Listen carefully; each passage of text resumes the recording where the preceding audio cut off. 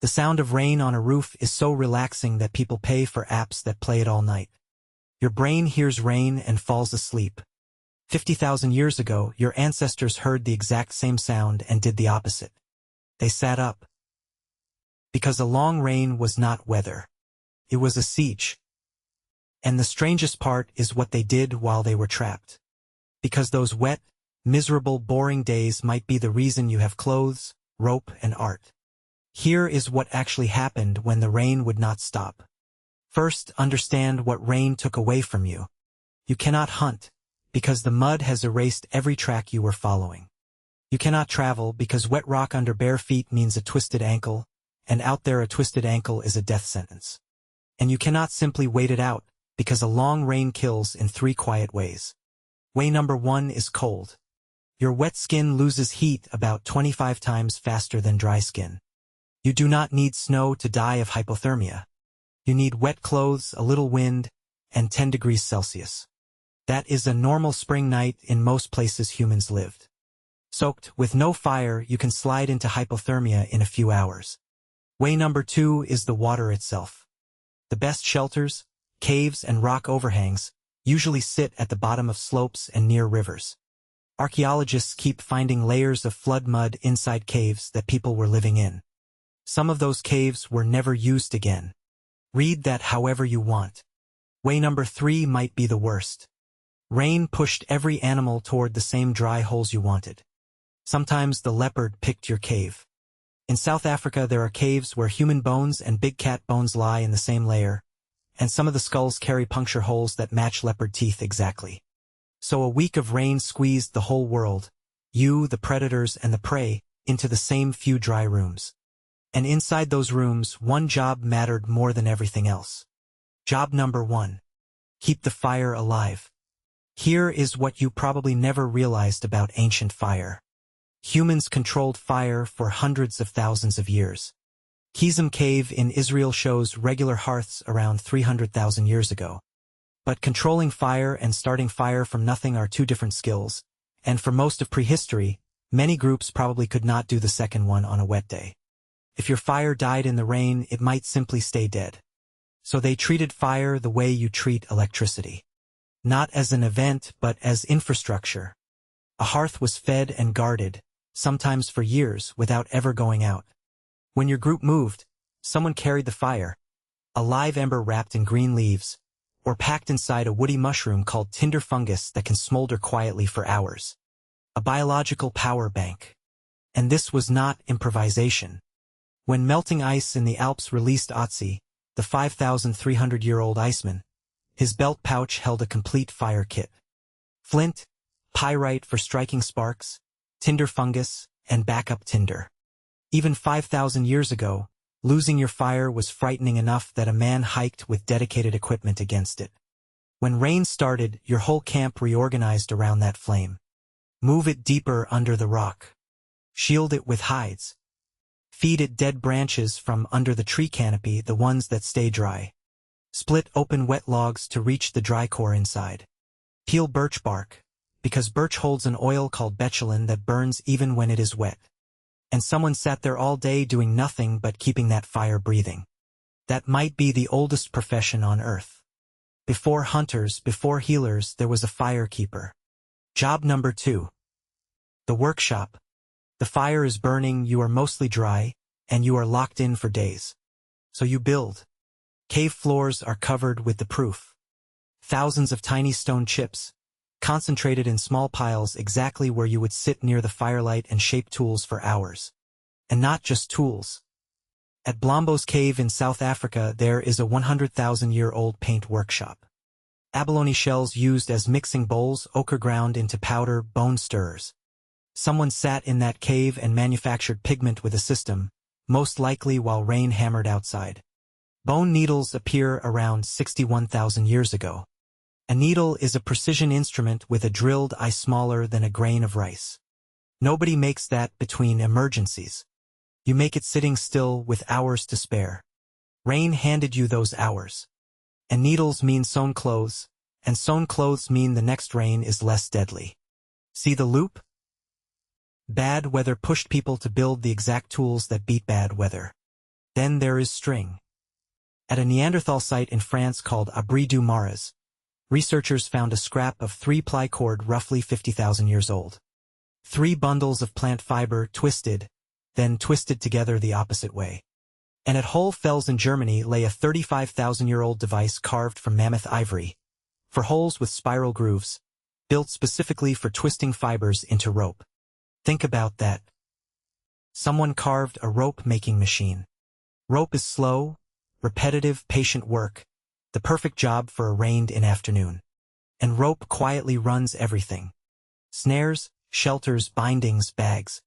Half of the technology around you hangs on a piece of string invented by somebody stuck indoors. Job number 3. Make the room livable. At Sibudu Cave in South Africa, 77,000 years ago, people slept on made beds. Real bedding, layers of rushes and grasses, topped with leaves of Cape laurel, a plant that repels insects. When the mats got old, they burned them and laid fresh ones. That is pest control and housekeeping in the deep Stone Age. And here is a myth worth killing. Most ancient humans did not even live in caves. Caves are simply where evidence survives. Most groups built their shelters. The oldest known ones, around 400,000 years old, already used branches angled to shed water, with leaves layered like roof shingles, each row overlapping the one below. That is the same principle as the roof over your head right now. The biggest rain weapon of all was leather. Hide scrapers show up in Africa at least 120,000 years ago. Properly worked hide is nearly waterproof. Wrapped in treated hides, you can walk through weather that would kill a naked genius.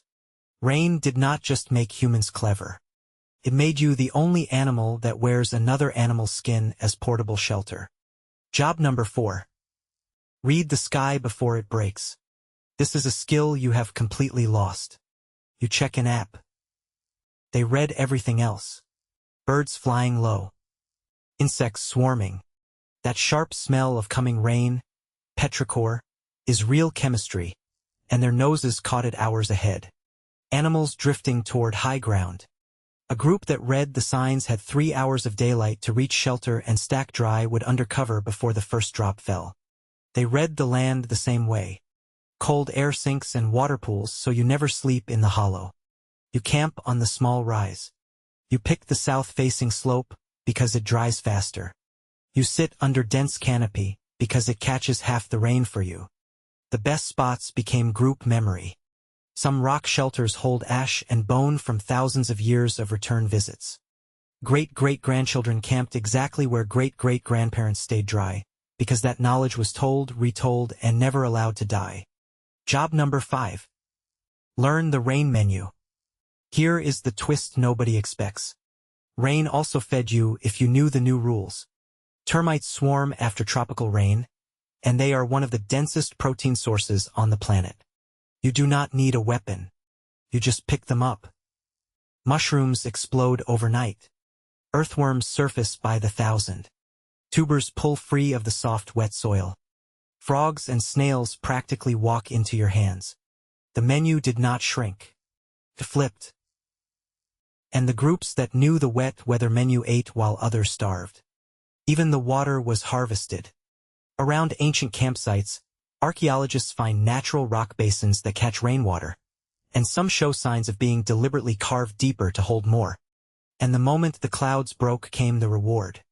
Soft ground holding perfect fresh tracks of everything that walked past. Some of the best hunting of the year starts 1 hour after a storm ends. Job number 6. Talk. The most important thing made on rainy days was not a tool. Put 20 people in a cave for 4 days with busy hands and nothing to watch, and what do you get? Talk.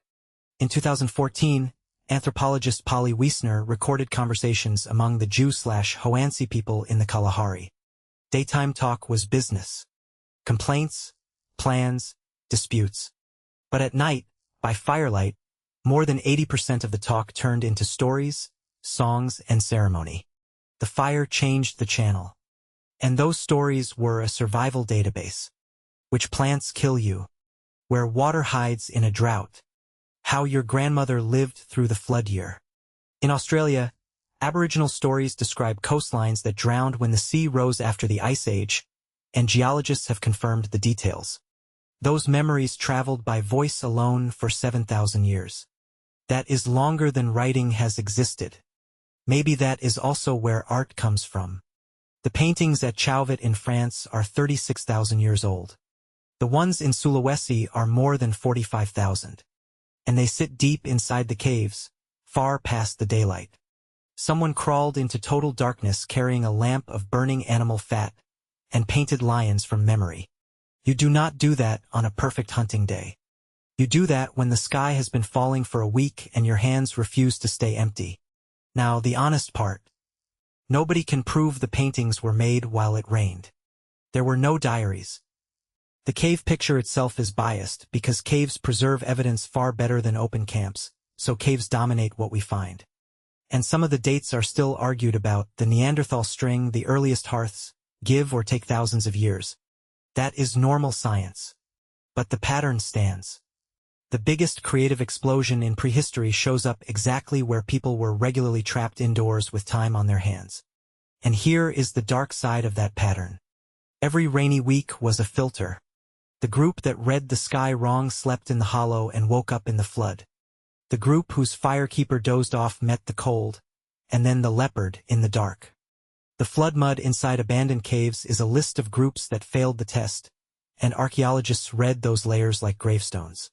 The people who made it were the ones who could not afford to be bored. Boredom, the way you feel it on a rainy Sunday, is a luxury invented by safety. Your ancestors never got to feel it. Empty hands in a cave meant someone was about to die. So that cozy feeling when rain taps your window? That is not the sound of rain. That is 50,000 years of memory. A fire that stayed lit. Walls that held. Food inside, family clothes, and everything dangerous locked outside in the wet. The rain did not stop your ancestors. It sat them down, closed the door, and forced them to invent. And when the sky finally cleared, they walked out onto soft ground full of perfect tracks, wearing sewn clothes, carrying rope and needles and stories, and got back to work. You are not descended from the people who waited out the storm. You are descended from the ones who used it.